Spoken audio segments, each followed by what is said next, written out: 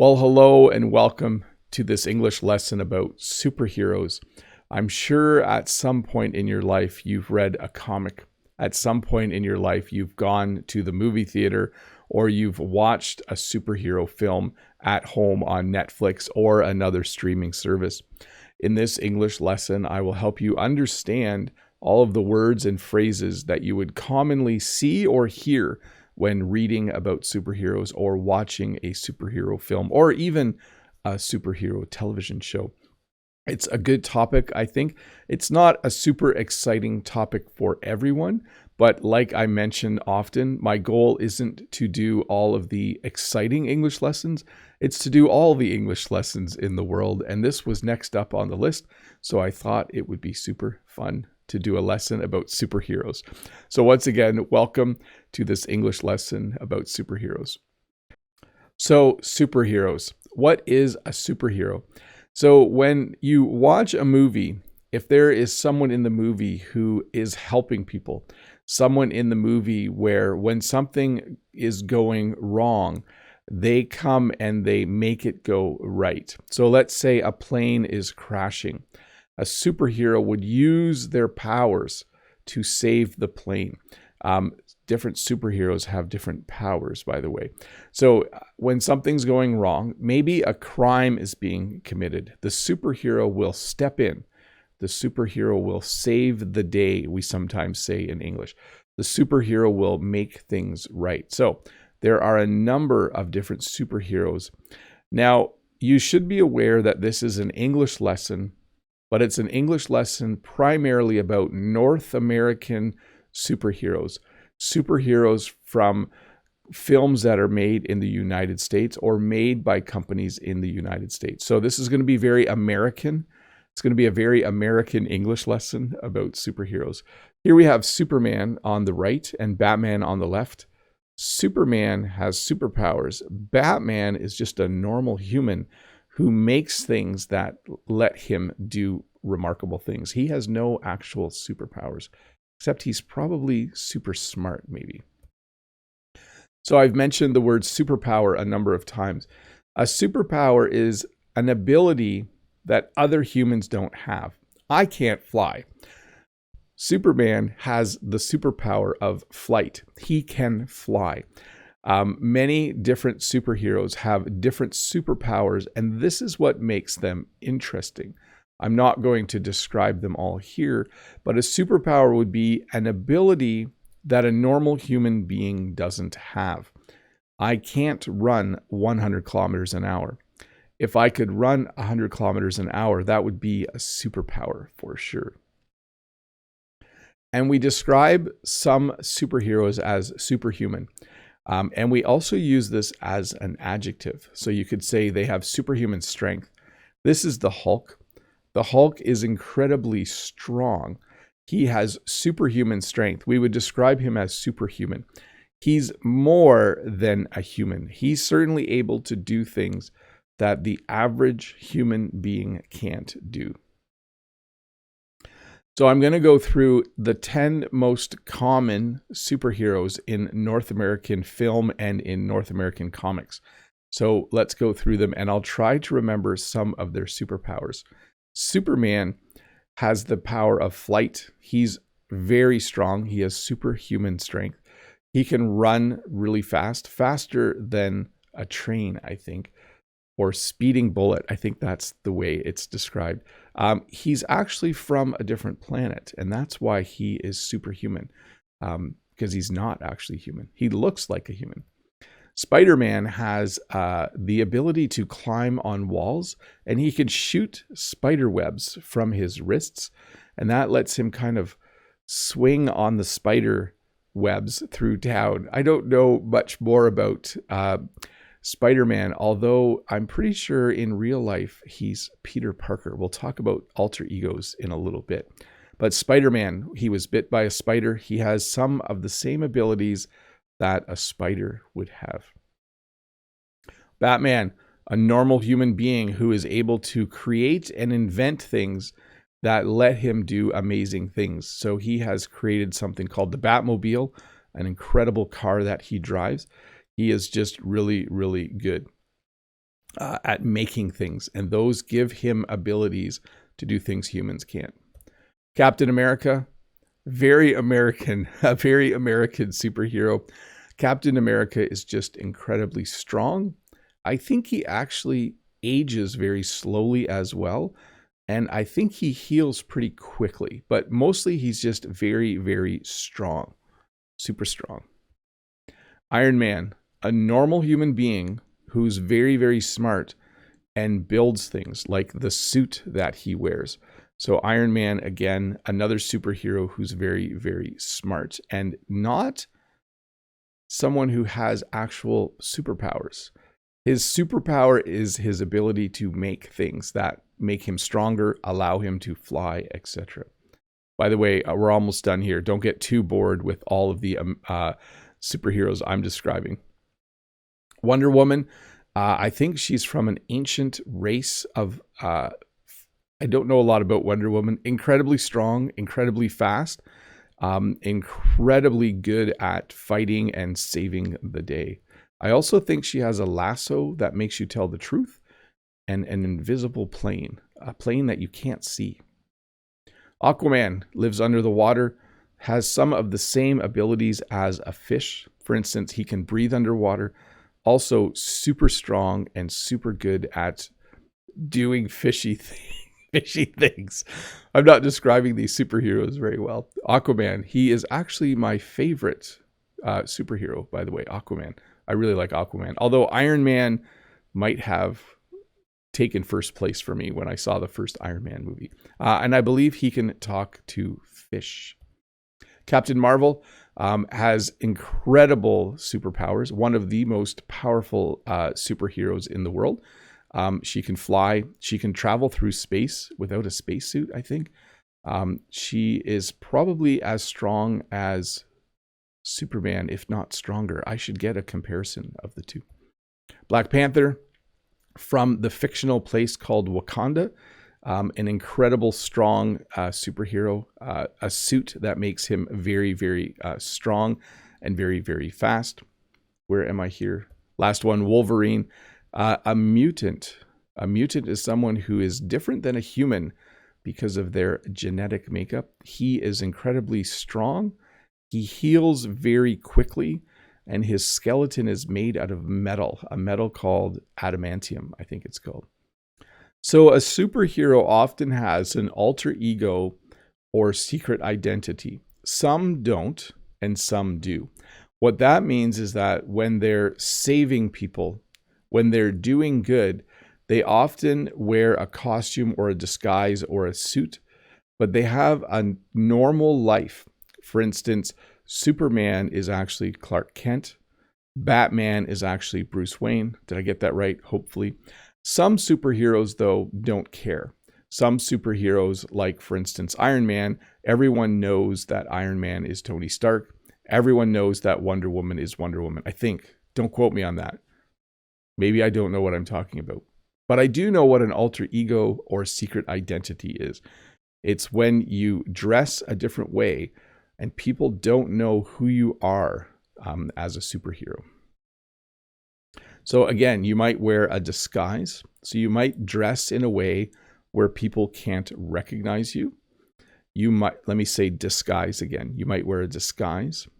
You might have a suit that makes it hard for people to recognize you. When Bruce Wayne wears the Batman suit, it's hard for people to see who it is because his face is covered. You would probably wear a mask. So once again, your alter ego is your normal name and how you look in normal life. And then you wear a mask or a suit or a disguise so people don't know who you actually are in real life. Batman wears a mask.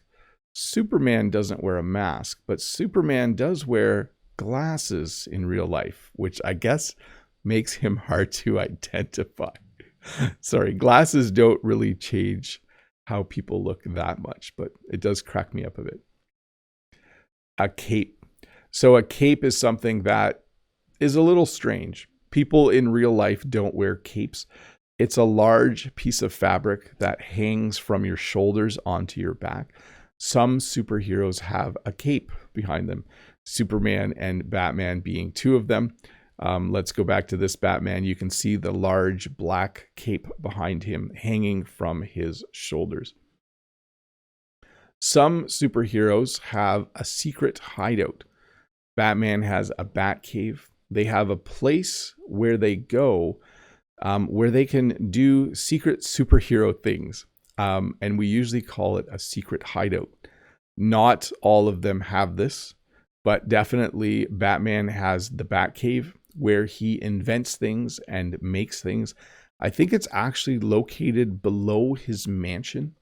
It's where he keeps things like the Batmobile or the Batcopter or the Batplane. I don't know how many vehicles he has, but this is where he would keep them. And this is also where he would go to invent new things. So on the other end of the spectrum, we have what's called a villain or supervillain. Most superheroes are trying to do good, but sometimes there is a villain or supervillain who is trying to do evil or is trying to do bad things. In the Avengers movies, that person is Thanos. He is considered a supervillain because he isn't helping the world. He's actually doing bad things in the world. So when you have superheroes, you usually also have supervillains. Supervillains also have superpowers, and they use their superpowers not to help people, but to do bad things. We also sometimes call this person the superhero's nemesis. So my nemesis, I don't have a nemesis, but if I had a nemesis in life, it would be a person who tries to make my life harder. They make my life difficult. It's basically an enemy. We sometimes even use the word arch enemy to describe someone like that. An arch enemy is like the ultimate enemy, someone who, when you do one thing, they try to undo it or do the opposite. So many superheroes will have an arch enemy. I think this is Lex Luthor, who is the nemesis of Superman, or it would be Superman's arch enemy, the person he is most often fighting against. I think Batman's nemesis is the Joker, although there are many of them. So, or you could say his arch enemy is the Joker. So we did mention two kinds of comics. There are Marvel comics and there are DC comics. So many superhero movies are based on comics from the last 50 years or longer. And those comics in America generally came from one of two places, either from Marvel Comics. This would be things like the Avengers, Iron Man, Thor, the Hulk. All of those characters come from the Marvel universe, and X-Men as well, like Wolverine and Professor X. But you also have the DC comics. From the DC universe, you have people like the Flash and Batman and Superman and Wonder Woman. So there's kind of two different sources of American superheroes. And I do want to say this, superheroes aren't just from American companies. There are superheroes all around the world. When you read comics in other countries, there are superheroes from every country of the world. I'm just focusing on what's the most popular superheroes that I see in Canada when I go and see movies. It's definitely either from the Marvel or DC comics. We also use universe. I think I did use that word a couple times. The Marvel universe or the DC universe. So that's the imaginary world that the writers created that we look at when talking about superheroes. Some superheroes have a sidekick. A sidekick is another superhero who they work with regularly. Often you will see Batman working with Robin. This is Robin in the front here. By the way, if you're wondering why all the pictures are pictures of toys, it's because I only use pictures in my lessons that have no copyright on them. So it's hard sometimes to find pictures that I'm allowed to use. So most of these are pictures of toys. Some are pictures of Lego toys of superheroes. But anyways, a sidekick is someone that a superhero works with. Sometimes they also have superpowers. The most common duo would be Batman and Robin. Robin is his sidekick. We also have something called a mutant. Superheroes either have powers, like Superman just has powers, or they might get powers somehow. Sometimes there's an accident. The Hulk was in an accident that caused him to receive powers. Peter Parker was bitten by a spider and he got powers. But some people are mutants. That means that their genetic DNA has changed and that has given them some kind of superpower. This is very common if you read X-Men comic books, for sure. So I mentioned this a bit earlier.